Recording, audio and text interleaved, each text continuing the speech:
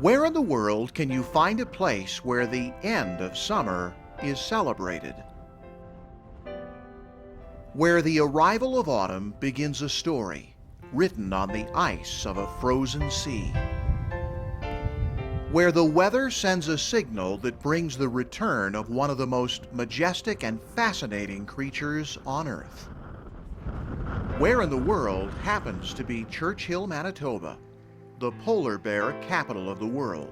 Churchill's rather unique with this group of polar bears. It lies just north of one of the major denning areas in the world. It's also right at the southern limit of where the first ice on Hudson Bay forms in November. Legendary for strength, feared for ferocity, admired as an enduring symbol of the wild north, the polar bear stakes his claim on our imagination. One thing that I find really fascinating about polar bears is their ability to live in this environment. Polar bears are built for winter. They're built for the cold, they're built for the wind. Every autumn near the town of Churchill, more than 1,000 polar bears converge in one of nature's most awesome spectacles, on display in a way that can be enjoyed nowhere else.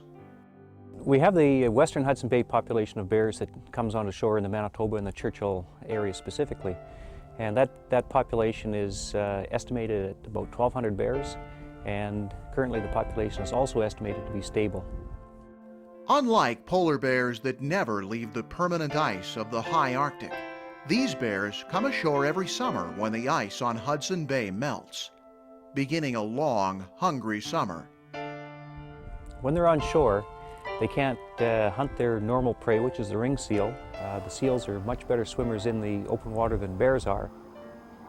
That means that for months the bears live on their reserves of fat, eating almost nothing until once again the ice begins to form. Come fall, we have a lot of bears that move from their summer habitats to the area where they're going to pick up that first ice so they can get out hunting seals again, and that takes them right through Churchill. While the bears wait for the ice to harden, local people and visitors from all over the world are treated to the unforgettable sight of wild polar bears at play. They're fun-loving, the wrestling, watching them sparring is just probably the most magnificent sight in the world, I think, in wildlife. They just have a unique personality of their own, and their interactions are almost human-like on occasion. No matter how many times that you've ever seen a polar bear, whenever they walk by, the impressive size alone and the grace of them will stop you in your tracks. What is it about polar bears that turns so many people into polar bear fanatics? Their character, I think that's all it can be. Like, I've been watching them for 17, 18 years, and every time I come out, it's just amazing to watch them. They have their own personalities. I tease people, I say we come out in July and August and train them because they're such entertainers. It's marvelous to see how the whole ecosystem fits in together and how these animals survive on this barren landscape. Most of the places where polar bears live are so remote they are seldom seen at all, let alone this close. Oh, wow. Visitors to Churchill can get eye-to-eye with wild polar bears. This one is just making direct contact with and looking at us and watching. He's sitting down and he's just looking around. Their faces are just such powerful faces. They are just so cool. It's amazing. The polar bears of Churchill have become world famous because they are more accessible here than anywhere else in the world. Visitors can take tours in the comfort of a heated cabin, rolling onto the tundra in specially designed vehicles operated by companies like the Tundra-Buggy-Adventure. So we do Churchill, of course, as our primary product, and then our figurehead of what we really like to provide people is a wonderful experience interacting with wildlife. And the polar bear is our star attraction, of course.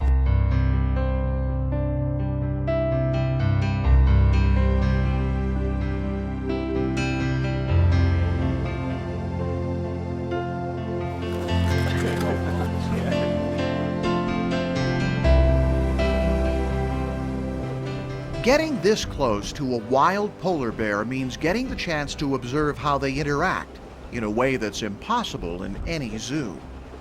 Now the bear that's walking ahead of us is now reacting to the bear in the willows. It's the first that it's seen of that bear. Now watch what it does. See how it turns now? Yep. Just wants a little bit more space between it and the other bear, so it's going to go out on the ice and then probably loop around towards the camp. I think that so many kids and people have seen bears in zoos, which is a wonderful place to start to learn about these animals. To see them in the wild will take your breath away. They are beautiful, just amazing. What makes these polar bears unique is that for a few months, they outnumber the people of Churchill. Not that anyone in this town seems to mind. Say polar bear! Here, the bears are more than just seasonal visitors. They're part of a family that includes members from just about everywhere. For about 6 to 8 weeks, where we have people from all over the world coming here.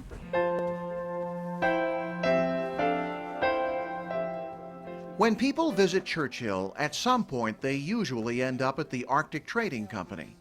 Here, you get an idea just how revered polar bears really are in Churchill. People buy polar bear items all year round. Polar bear is very, very popular in Canada right now, and I think perhaps in the whole world. Here, if it has anything to do with polar bears, it will sell. Visitors to Churchill want something to remind them of their close encounter with the great white bear and the Canadian North. We had originally started out thinking that we'd kind of recreate the fur trade. It's not exactly the way things went, but we still do buy furs in this store. And we do still trade on occasion with different people that come into the store. So we're trying to keep alive the spirit of the North. Besides polar bear-related souvenirs, stores in Churchill offer plenty to satisfy both function and fashion. Slippers, mittens, mucklucks, gauntlets, all made by native ladies.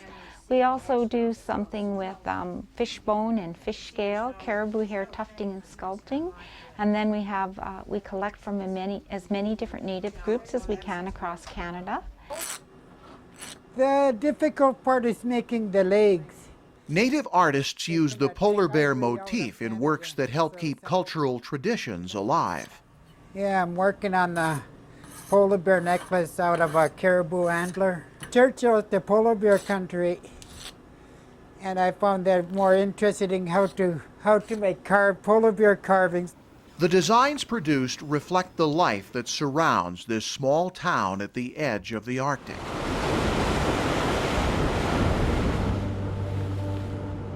This is also a place where history can be explored. Europeans first arrived here in 1619 in search of the Northwest Passage. They didn't find it, but Churchill became an important trading outpost for the Hudson's Bay Company. Fort Prince of Wales still guards the entrance to the Churchill River, where fur traders came from the Canadian interior, their canoes overflowing with pelts to be loaded onto ships, waiting to make the perilous journey across the bay to the fashion capitals of Europe. Along the shore, the rusting remnants of a Hudson Bay victim are slowly claimed by the waves. A silent reminder that even today, the waters around Churchill can be unforgiving.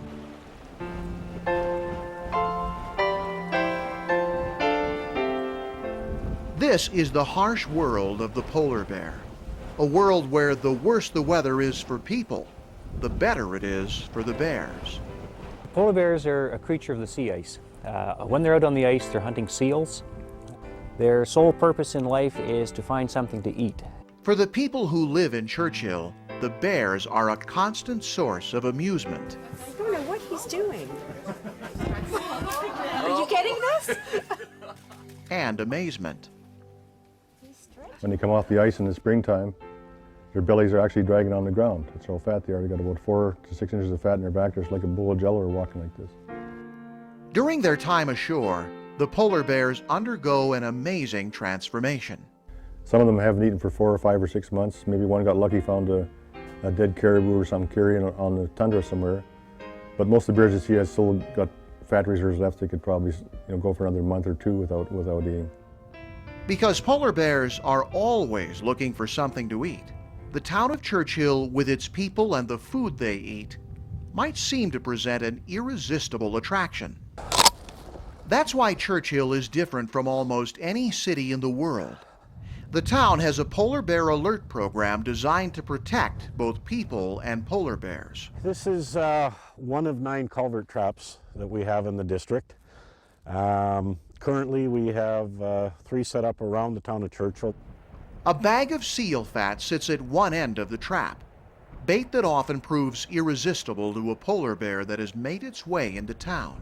He walks into the trap, and when he pulls on the bag that the fat is in, it triggers the release, which is right here. There's a little pin holding it up. When he pulls on the bait, that pin goes back and the door slams down behind him, and you've got yourself a polar bear. This warehouse is officially known as Unit D20. Most of the locals refer to it as Polar Bear Jail. This is where bears that end up in the traps around town are taken. They're held here until the bay has frozen enough that they can be helicoptered onto the ice, far from Churchill. Human contact here is kept to a minimum to keep the bears from becoming too accustomed to humans. Before an animal is turned loose, it is tranquilized so that conservation officers can collect information. Okay, we got 19287. Tag's in good shape, no infection. In addition, captured bears are marked with tags and tattoos so officers can tell if the same bear is being trapped repeatedly. That doesn't happen much because of a vigorous program designed to discourage the bears from coming into town. Non-lethal methods such as shotgun-propelled firecrackers are the preferred means of keeping wild polar bears from becoming town bears. Okay, now one of the screamers.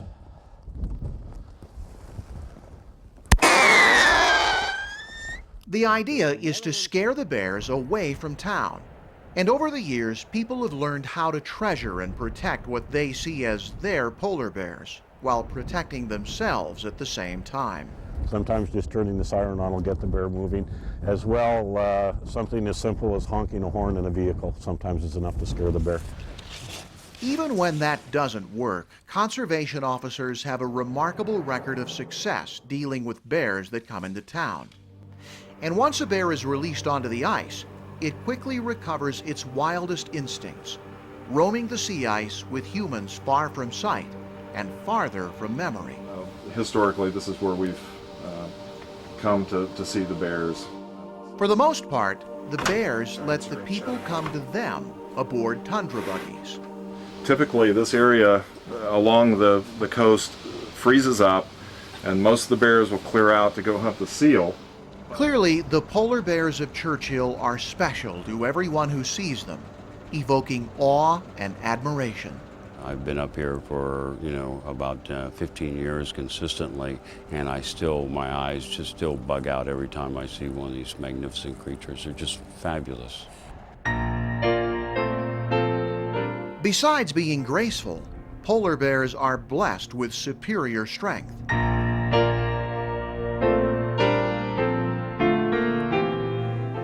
With just the flick of a massive paw, they can pull a 200-pound seal out of the water.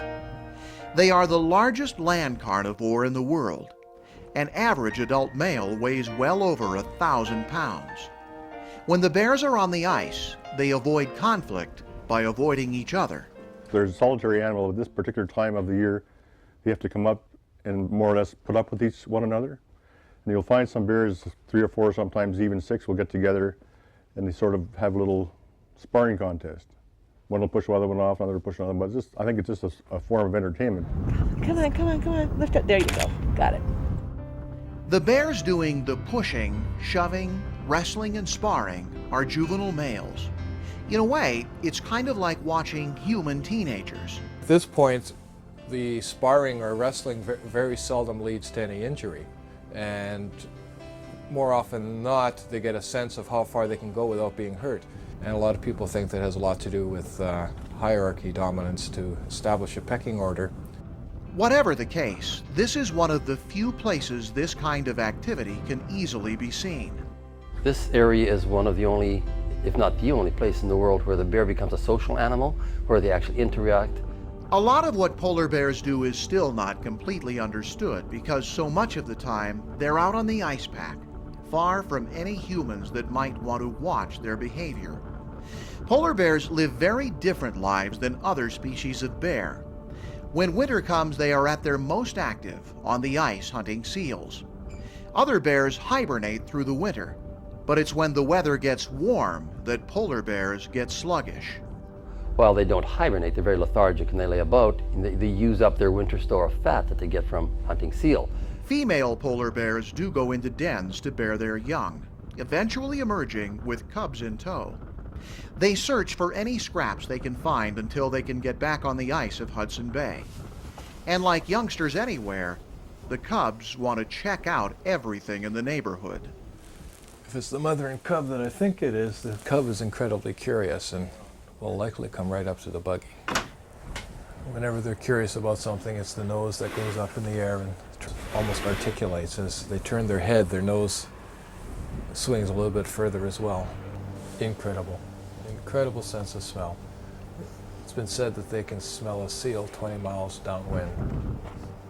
You might think that by now the people who see the bears on a daily basis would be so used to their antics there would be nothing new to see, that the polar bears would be old hat. Never. They are just so fascinating, so entertaining. You always can learn something by looking at them. Year after year, the polar bears put on a show that dazzles and delights, no matter how many times you see it. Guides for companies like the Tundra-Buggy Adventures see polar bears every day. Through years of experience, they've gotten to know their habits, become familiar with the way they act, at least until their next trip to the tundra.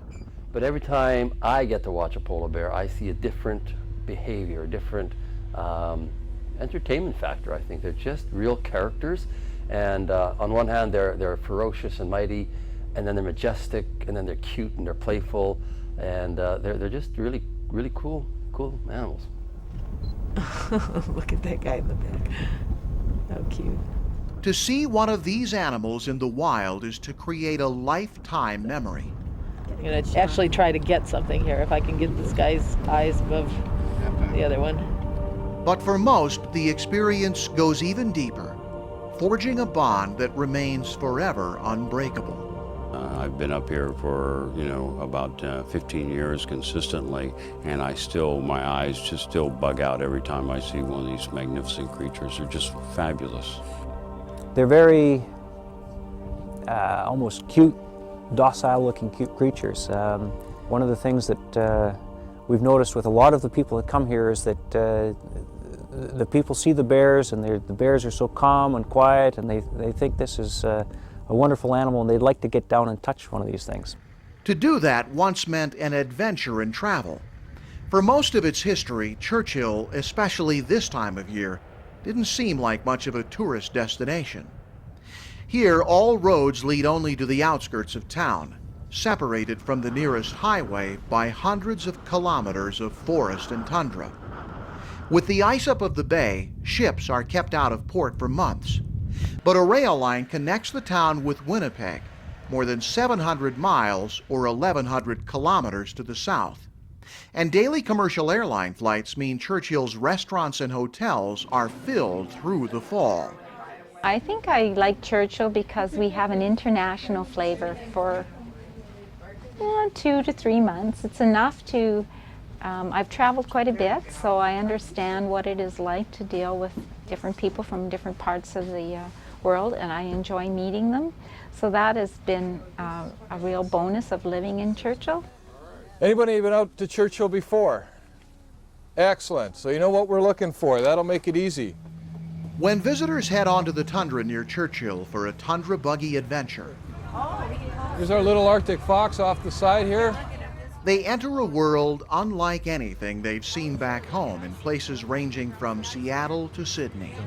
For us, it's been a wonderful experience because this is very different from anything we could have experienced in Australia. and it certainly met our expectations. From here, the tundra sweeps north in an untamed arc, boundless and unbroken to the Arctic Circle and beyond. It's just a great expanse here. You feel you're close to the Arctic, close to nature here.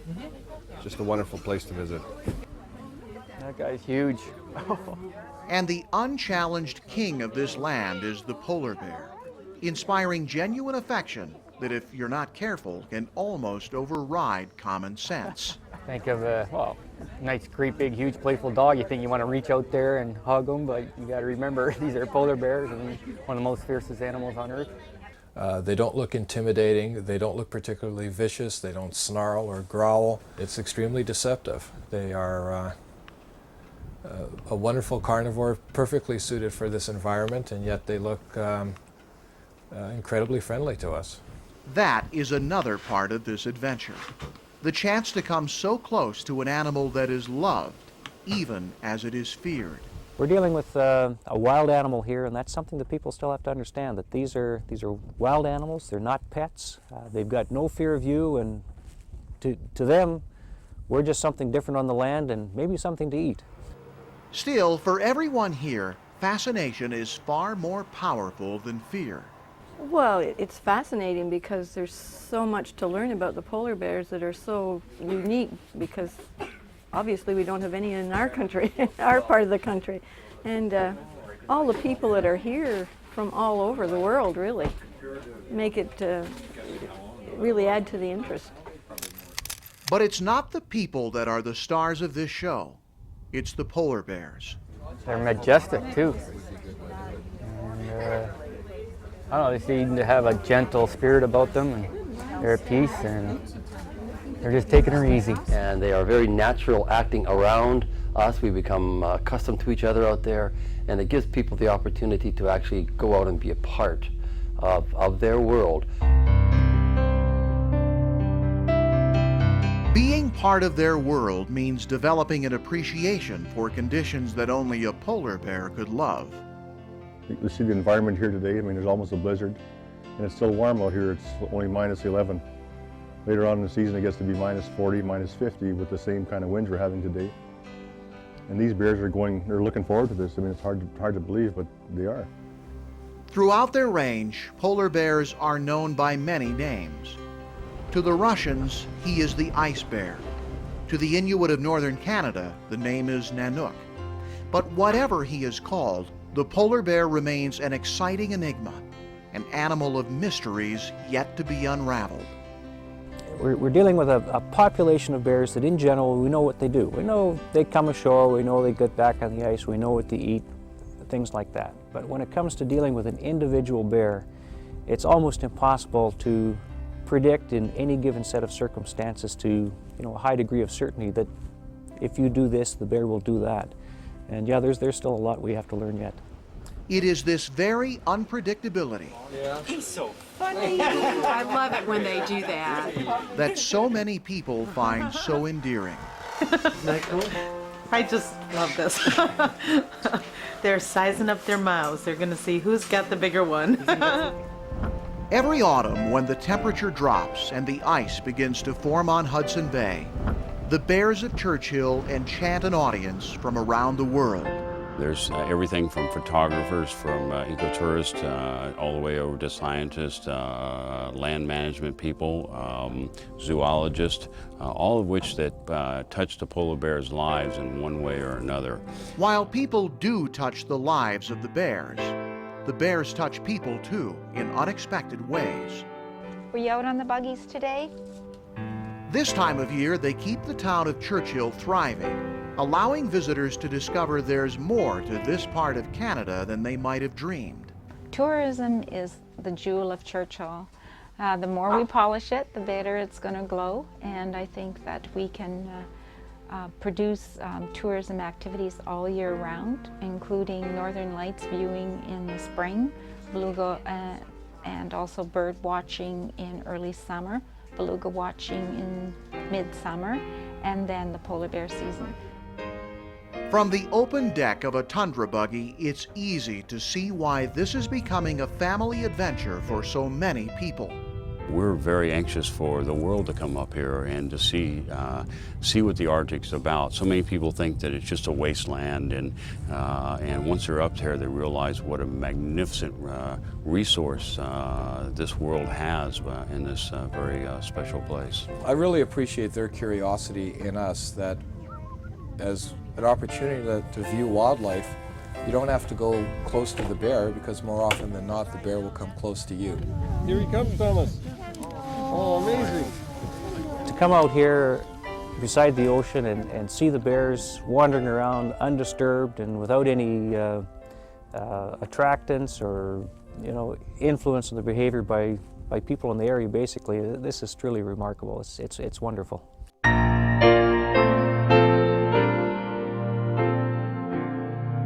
There are few experiences that can compete with the power of imagination. Few places that rival those mapped in our hearts. Few memories that match our most vivid dreams. But on the frozen shore of a northern sea, an animal of mystery and majesty touches everything wild within us, expanding our imaginations, exploring new territory in the heart, making memories that extend beyond our dreams. This is an invitation to a world at the edge of the ice, the world of the polar bear.